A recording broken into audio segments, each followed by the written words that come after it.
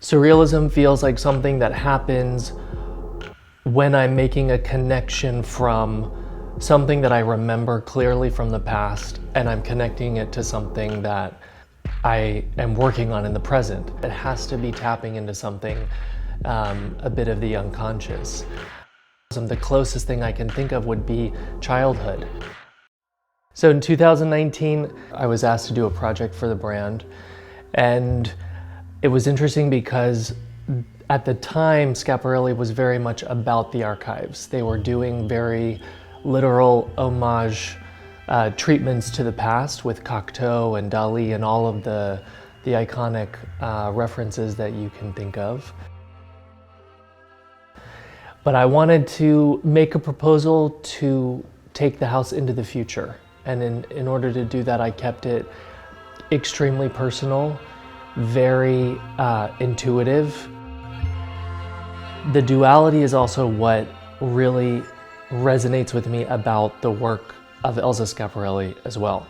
She was an Italian living in Paris with a huge grasp, for some reason, on the American imagination as well with her clientele. And it's so similar in a weird way. I think that when I was working on that first collection, I was living a complete inversion of what the collection was saying. The collection was about surrealism and glamour and hyper beauty on the Place Vendôme, you know, really like these kind of pillars of pride for the French and for fashion. And I was wearing t-shirt and jeans, going to a really cheap studio in Chinatown. I mean, I loved that experience so much. I remember thinking to myself, it's life imitating art. It's the most surreal experience I think anyone could have. There was one reference to Schiaparelli, which was the perfume bottle. Everything else was a sort of modern, extremely personal interpretation of what surrealism means today. Making the project for Schiaparelli was so easy because I had nothing to lose.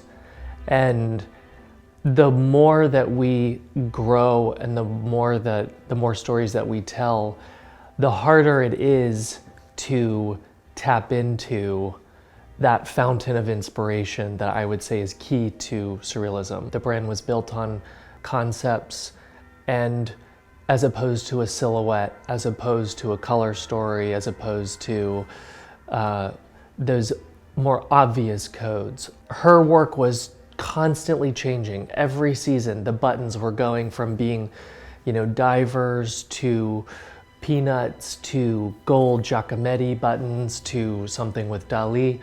And so it really gives freedom and permission for me to constantly be evolving. Elsa said, no one knows how to say Schiaparelli, but everyone knows what it means. And I love that because it's not really, it's more of a feeling. The permission that I am given is purely coming from the work of Schiap herself.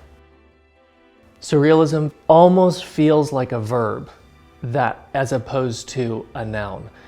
Surrealism feels like something that happens when I'm making a connection from something that I remember clearly from the past, and I'm connecting it to something that I am working on in the present. It's interesting, one of the first memories I have was being a little boy and having breakfast at the table. And there was a kind of bowl that I would only eat out. And there was one that had this sort of hourglass shape that I was obsessed with. It is the exact shape of a corset bustier that we're making for the next couture. I went back to almost classic literature for this collection and based it off of something that I read probably when I was 12, which was Dante's Divine Comedy. It is not by any means literal, but there are definitely clear through lines that you can draw from the Inferno through to the collection. Fashion is like, it's a contradiction, because fashion as a medium, I think, feels like an applied art more than a fine art. I'm not sure if I agree with that when it comes to couture, just because just knowing the artisans that are working behind it, to me, it is an art form. The body as a concept, the human body, feels so timeless and universal. That feels like an endless source of inspiration for me. I feel there are times when I want to be quiet. There are times when I want to perform. There's that duality of interiorness and external expression is it's so personal, but it's also so important for Schiaparelli. There are clothes that are so chic and simple and quiet, and then there are other moments when you need to suck the air out of the room, shut the red carpet down. I think that we're one of the only brands that really, I think, are building on that duality. It's much more intellectual, I think. It's so important as a boy designing clothes for designing women's wear to I think of it a little bit differently, and I'm really hesitant to say that I have something to tell women. It's more, I'm listening to the stories that women are telling me, and I'm just absorbing, and this is really just a reflection. I would say two things on who I'm listening to.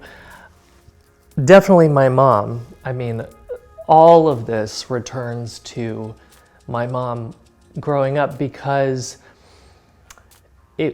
I think she created a safe space for me to design, to draw, to learn. And I think that's why I always come back to her, is because safety as a creative director is very hard to find once you start the job. So it's impossible to feel that safe space again. So I think you're constantly going back. I feel like I'm constantly going back to childhood references, moments that I had where my mom taught me how to draw. In that safe space is when great ideas can happen. I have been deeply inspired by working with celebrities because I have a huge respect, I think, for putting yourself out there on that level. So I always think to myself, what does this person, whether it's a celebrity or a client, what do they want to communicate immediately in that moment, and then work backwards from that. A lot of the stories that I try and tell here are about going back to a place of creative innocence and really avoiding cynicism. And for me, cynicism is like the enemy of age. It's really about approaching it with the open-heartedness of a child.